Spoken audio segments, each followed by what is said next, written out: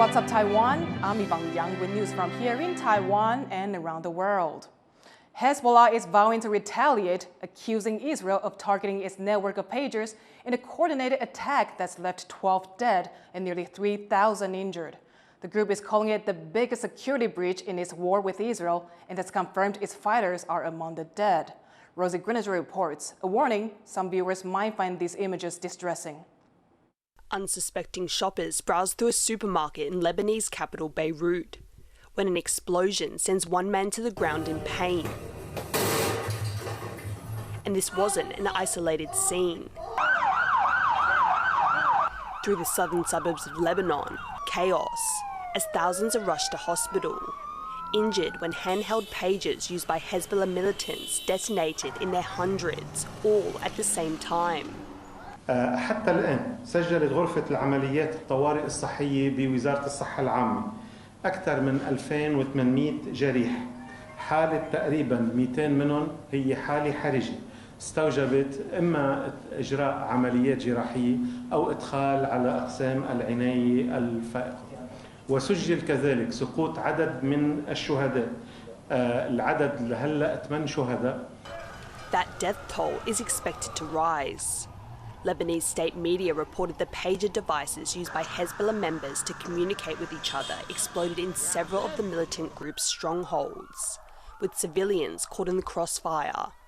Hezbollah officials say this attack is the biggest security breach they've experienced in nearly a year of conflict with Israel. Both Hezbollah and Lebanon place blame on the neighbouring country for the attack, and the militant group has vowed retaliation. أن هذا العدو الغادر والمجرم سينال بالتأكيد قصاصه العادل على هذا العدوان الآثم من حيث يحتسب ومن حيث لا يحتسب والله على ما نقول شهيد. Israel has not commented. It's unknown how these pages were infiltrated, but some cybersecurity analysts suggest they could have been tampered with during the manufacturing and shipping process, allowing for a small explosive device to be planted on their batteries before delivery. It does appear that the pagers that exploded were acquired relatively recently by Hezbollah, and I would not be surprised if they were tampered with prior to their having been delivered. Hezbollah officials say they're launching a major investigation into the attack, but it's largely disabled the group's communication channels. This is widely being seen as a major escalation that could lead to a wider war in the Middle East, after months of rising tensions. Hamas ally Hezbollah and Israel have traded daily blows since the outbreak of war in Gaza on October 7th. An attack of this scale, this breadth, would seem to suggest that Israel was either baiting Hezbollah into forcing the issue, or into starting it itself. I mean, there is no better way to start a full-blown conflict than to take, 10-20% of the entire fighting force of Hezbollah off the battlefield and destroy the command and control and communications infrastructure. The US has called for a diplomatic solution, adding the importance of securing a ceasefire deal in settling tensions. But as Lebanon reels from this latest attack on its soil, fear is spreading across the Middle East, anticipating Hezbollah's response and what further escalation could mean for the region. James Lin and Rosie Griniger for TaiwanPlus. A Taiwanese manufacturer's name was on the pagers that exploded in the attack on Hezbollah in Lebanon. But Gov't denies that it made the devices. Louis Watt reports from the company's offices. The Taiwanese company Gov't says that the pager at the center of all of this, the model AR924 with its name on it, was not in fact one of its products. It says it was made and sold by a company in Hungary called BAC Consulting, which has a license to use the Taiwanese brand. It didn't give any more details about the company, but this is what the founder said earlier when he spoke to reporters here at the company's headquarters in New Taipei City. 这个公司，有一个代理商在欧洲的一个代理商，他跟我们做3年，3年他代理我们所有的产品。那他后来他自己有做一个护驾器，他做这一支护驾器切我们公司的厂牌。每一台的部分有给我们一个这个 logo 的一个 brand 的费用，那基本上我们都有合约啦、合同啦那些东西，我们待会秀给你看。 Now, officials from Taiwan's economy ministry, they were here at the company earlier. They said in a statement that they have no record of direct exports to Lebanon and that they'll be assisting the company in follow-up investigations. Police officers have been going in and out of the company for several hours, and Taipei prosecutors have said that they're investigating possible illegal activities related to national security. This all comes, of course, in relations to official and security sources in Lebanon reportedly saying that Hezbollah bought more than 3,000 pagers from Gov't Apollo. Now, the company's founder, who we heard from earlier, he says that to have the company's name drawn into this is embarrassing, and he insists that the product was not made here in Taiwan. Luffy Lee, John Su and Louise Watt in New Taipei City for TaiwanPlus. Former U.S. Secretary of State Mike Pompeo has emphasized U.S. support for Taiwan will continue regardless of the outcome of the upcoming presidential election. I'm confident that this commitment will remain and that our friends and allies and partners in the region will join us in this important task. And when we do, the Chinese Communist Party will come to see that this folly, this effort that they are undertaking to undermine the political autonomy of Taiwan is silly, makes no sense. Speaking at a seminar hosted by the Hudson Institute, Pompeo criticized the Chinese Communist Party's suppression of rights, specifically in Hong Kong. He also said that more U.S. officials should visit Taiwan to help the world recognize its sovereignty. Pompeo noted that during his previous role, Taiwan's status was a consistent topic during meetings with Chinese officials, and that decoupling Taiwan from China was a key action for the U.S. government. The seminar was co-organized with the Taiwan United Nations Alliance and focused on Taiwan's role on the international stage. A new poll shows that 80% of people in Taiwan are in favor of keeping the death penalty. That comes ahead of an expected court ruling on whether capital punishment is constitutional. The poll also showed that the percentage of people who support abolishing the death penalty dropped to just 9.2%, while more than 10% did not give an opinion. The survey was done by the Taiwan-based Chinese Association of Human Rights. A constitutional court ruling is scheduled for Friday to determine the future of capital punishment in Taiwan. Opponents of the death penalty say such polls do not capture the nuances of public views on the topic.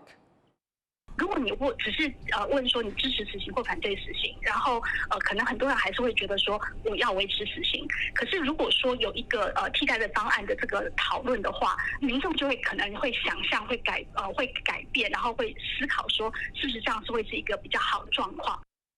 Pedestrian priority zones could come to Taiwan's roads as soon as October. Drivers in those areas will have to slow down and follow other rules. As John Ventrias reports, it's a win for a growing pedestrian rights movement. Close calls between drivers and pedestrians are a part of life in Taiwan. 2 years ago, CNN coined the phrase pedestrian hell to sum up the situation. And despite nationwide protests organized by a burgeoning pedestrian rights movement, there's still room for improvement. In the first half of this year, high-tech monitoring equipment placed at select crosswalks caught 3,600 accidents involving drivers and people on foot. But there is something being done.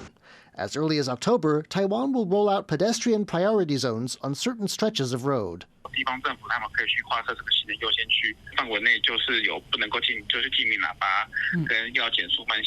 The speed limit in these zones will be 20 kilometers an hour. As with any new plan, public opinion is mixed. 对驾驶人是比较，他觉得会比较慢嘛，但是我觉得是 OK。要看路段吧，如果有的路段应该不太方便。如果这样的话，如果说又是那种上下班时间的话，应该会挺塞的吧。But officials are hopeful the zones will protect people on foot and remind drivers to pay attention. The new priority zones will come with teeth. Though a minor speeding infraction will only come with a $75 ticket, a major one could set drivers back $1,100, a serious chunk of the average monthly salary. The new system may not solve Taiwan's traffic woes, but it could serve as a wake-up call to drivers who don't yet take traffic laws seriously.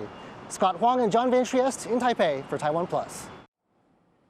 Wednesday marks International Equal Pay Day, but a new government-led survey shows Taiwan still faces a wide gender pay gap despite rising wages. Wesley Lewis reports.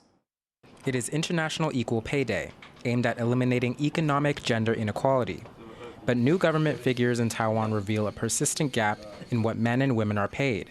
Salaries have risen on average by 2.6% since the beginning of this year, but many women say the growth has not benefited them.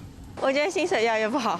我现在是接案，然后我现在的案子就是薪水都比前几年还要低，物价涨的速度就比那个薪水涨的速度还快，所以我其实觉得反而是越来越变得没有那么好。A recent government survey revealed that overall wage growth this year was the highest in 4 years. The median monthly salary in Taiwan now stands at slightly over $1,160. For men, it's over $1,210 per month. But for women, that figure is less than $1,100 per month, a difference of over 9%. Some say there's a gap in earnings because many industries are split along gender lines. 比较高薪的这个科技业可能是男性的从业人员比较多，那在服务业这边比较低薪一些女性从业人员比较多，那自然这个男女的薪资就是会有一个比较明显的一个差距。Gender equality activists say women face systemic obstacles in the workforce. One of those is the societal expectation for them to be the primary caregiver in a family.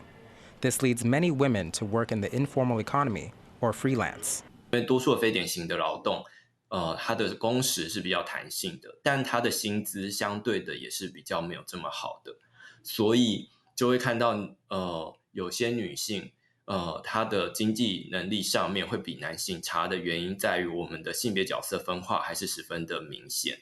And as gender roles persist in Taiwan, the worry is that so will the gender pay gap, despite the country's growing wages, highlighting an ongoing fight in Taiwan and across the world to achieve equal pay for equal work. Ryan Wu and Wesley Lewis for TaiwanPlus. A race to save a critically endangered species of fish is underway in Taiwan. Researchers say the fight for its survival begins with data collection. Harak Hughes reports. On a fishing boat off Taiwan's coast, an unusual fish is released back into the ocean, tagged with a satellite tracker. It's called the white-spotted guitarfish, a type of ray found in the waters around Taiwan's outer Penghu Islands. But over the years, the species has been dwindling. 一部分是渔业的捕捞，那一部分还有它的栖地的流失都有影响，沿岸的工程啊，或者是污染啊，都有影响。The white-spotted guitarfish is a popular ingredient in various dishes and a valuable catch for local fishers. This, combined with the loss of its habitat, means the ray is now listed as critically endangered. Taiwan's government doesn't have much information on the fish and has tasked researchers with collecting data about its movements. 我们不晓得它实际上是都一直停留在这里呢，并且它某个时期它会移动到别的地方去。那这个在未来做管理跟保育的规划的时候是很有帮助。Researchers have tagged 4 guitarfish already, and their data on their movements is expected as soon as November. They hope it'll back up their proposals to protect the guitarfish and help the survival of the species. Andy Shui and Harel Hughes for TaiwanPlus. A century-old dance troupe is showing off its historic gear in a new exhibition. The Beigong Flying Dragon Troupe has performed at religious festivals for generations in Taiwan's central Yunlin County. The exhibit at the local culture center features drums, gongs, embroidered dragon banners, and other objects, some of which the Culture Ministry has listed as significant antiquities. The troupe hopes to educate the public about its art and its place in Taiwan's history. Thank you for watching What's Up Taiwan. You can visit the TaiwanPlus website or follow our social media for more stories from Taiwan and around the world.